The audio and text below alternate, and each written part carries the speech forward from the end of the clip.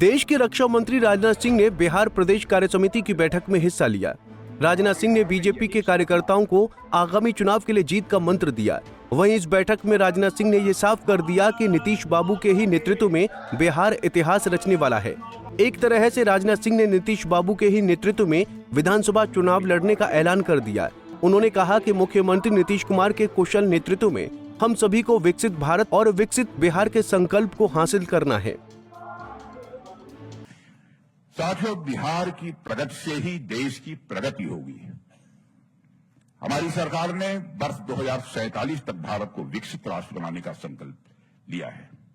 मेरा विश्वास है कि विकसित भारत का मार्ग प्रशस्त यदि होगा तो विकसित बिहार से ही वह मार्ग प्रशस्त होगा।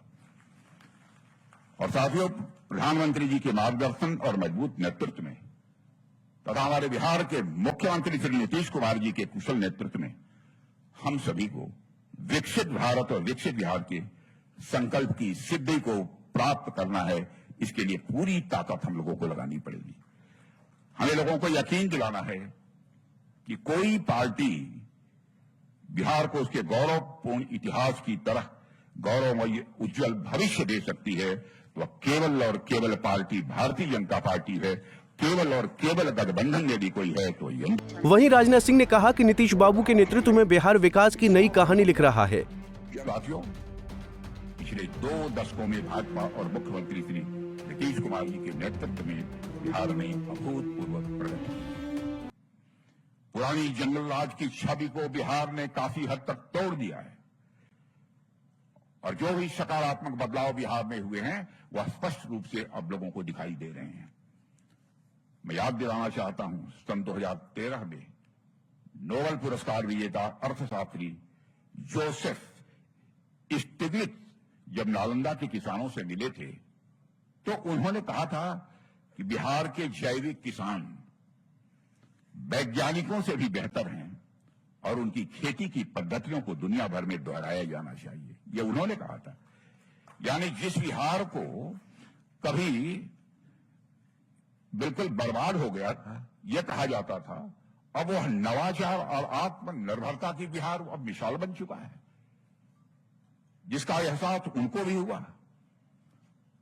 द इकोनॉमिस्ट पत्रिका दुनिया की एक मानी जानी पत्रिका है जिसने एक समय बिहार को इंडियाज आर्मपिट कहा था। साथियों, उसी ने नीतीश कुमार जी के शासन में बिहार की सराहना करते हुए उसी इकोनॉमिस्ट ने लिखा है कि बिहार भारत की सबसे अप्रत्याशित लेकिन शानदार टर्न अराउंड स्टोरी बन चुका है। यह उस इकोनॉमिस्ट ने लिखा है, मैं यह बात नहीं कह रहा हूं। उन्होंने लिखा है कि कैसे बिहार में सड़कें बनी, कैसे बिहार में स्कूलों में बच्चे पहुंचने लगे, कैसे बिहार में कानून और व्यवस्था में सुधार हुआ है और विकास की एक नई धारा बिहार में प्रारंभ हुई। यह उन्होंने कहा है। यही अंतर दिखता है साथियों, जब नेतृत्व मजबूत हो, नीयत साफ हो और शासन। वहीं राजनाथ सिंह ने कहा कि कांग्रेस और आरजेडी के शासन में बिहार की दुर्गति हुई थी। सिंह ने कहा कि कांग्रेस और आरजेडी ने बिहार को कुशासन की गिरफ्त में ढकेल दिया था। इन सभी उम्मीदों, सभी आशाओं को गहरी निराशा में बदल दिया। साथियों, विकास का पहिया सिर्फ थमा नहीं बल्कि वो उल्टा चलने लगा इन लोगों के शासनकाल में। यहां की असाधारण प्रतिभा पलायन करने पर लोग मजबूर हो गए। बिहार, जो भारत की राजनीति, समाज और विचार का सिरमौर था, पिछड़ेपन और कुशासन की गिरफ्त में धकेल दिया गया। लेकिन दोस्तों, अब वो कहानी काफी हद तक बदल चुकी है। साथियों, बिहार कभी भारत के विकास का अगुवा बन सकता था। इसकी धरती, यहां के लोगों की प्रतिभा और मेहनत में वह सामर्थ्य भी था कि वह राज्य पूरे राष्ट्र के लिए एक आदर्श बनता। लेकिन उस सपने को नष्ट किया गया। कांग्रेस और फिर आरजेडी के वर्षों के कुशासन ने उस सपने की हत्या कर दी थी। साथियों, आरजेडी से पहले दशकों तक कांग्रेस भी बिहार के पिछड़ेपन और दुर्दशा का एक बहुत बड़ा कारण रही है। 1980 के दशक में जब बिहार में कांग्रेस का कुशासन था तो सिर्फ मुख्यमंत्री बदल रहे थे, विकास की दशा नहीं बदल रही थी। भ्रष्टाचार को संस्थागत रूप दिया गया और बिहार में गवर्नेंस की रीढ़ पूरी तरह से तोड़ दी गई थी। आप जरा सोचिए साथियों, जिस धरती ने साहित्य से लेकर विज्ञान तक, धर्म से लेकर आत्मज्ञान तक हर क्षेत्र में भारत को दिशा दी हो, उस बिहार को कांग्रेस और आरजेडी की विफल, भ्रष्ट और जातिवादी राजनीति ने किस गर्त में पहुंचा दिया। साथियों, यह वही बिहार है जिसने बुद्ध को जन्म दिया, आर्यभट्ट को दुनिया को दिया, चाणक्य नीति दी, नालंदा और विक्रमशिला जैसे विश्वविख्यात विद्यालय दिए। यही वह बिहार है।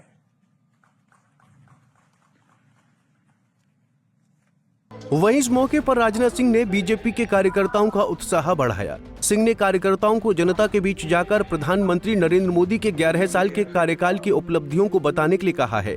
सिंह ने कहा कि प्यार से बोलने पर बीजेपी का कार्यकर्ता अपना सर्वस्व त्याग करने के लिए तैयार हो जाता है। मुख्य रणनीति तय करेंगे, संगठन को एक नई दिशा देंगे और अपने कार्यकर्ताओं के संकल्प को जन आंदोलन में बदलेंगे। साथियों, हम सब जानते हैं कि भाजपा के बड़ा से बड़ा पदाधिकारी क्यों न हो या एक निष्ठावान करता, वह सिर्फ चुनावों के वक्त ही नहीं सक्रिय होता है, बल्कि वह हर दिन राष्ट्र निर्माण की साधना में लगा रहता है। और आज बिहार में यही साधना परिवर्तन की शक्ति बनकर उभर चुकी है। यह केवल एक संगठन की बैठक मात्र नहीं है, इस रूप में मैं इसे नहीं देखता हूं, बल्कि एक संकल्प सभा है।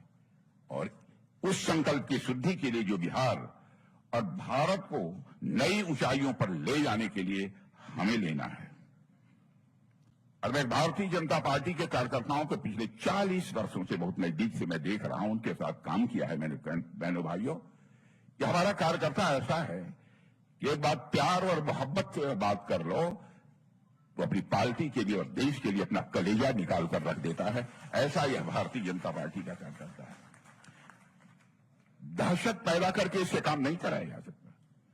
इसको प्यार देकर, मोहब्बत देकर अब जो चाहिए सो करा लीजिए।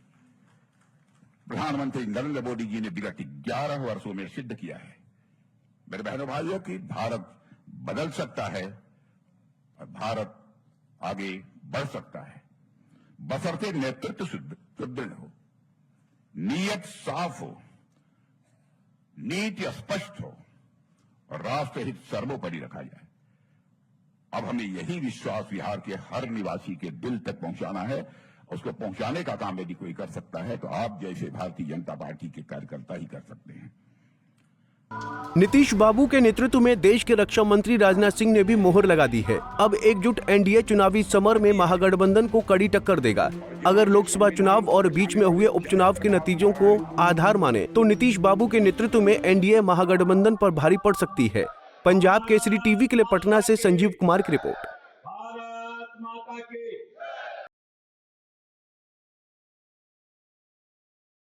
हमसे जुड़े रहने के लिए हमारे YouTube चैनल को सब्सक्राइब करें और नई वीडियो की नोटिफिकेशन के लिए बेल आइकॉन को दबाएं।